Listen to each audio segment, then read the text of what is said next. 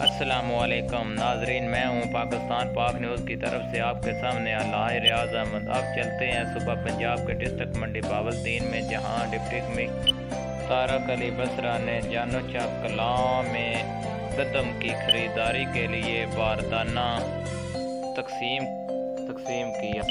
40 کلو گندم کا ریٹ 1800 روپے کے حساب سے گندم کا باردانہ تقسیم کیا گیا۔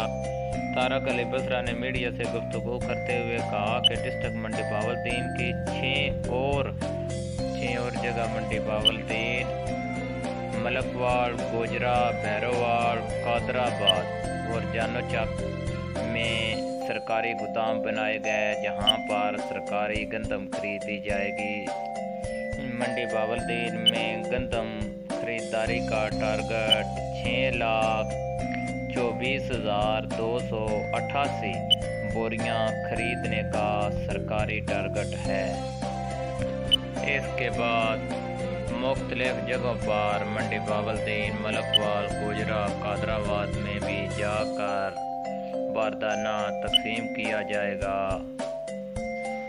پہلے منڈی بہاولدین میں 5 مراکز تھے۔ ساجد علی بھٹی صاحب کی وجہ سے اب قادر آباد میں بھی خریداری کا مرکز قائم کیا۔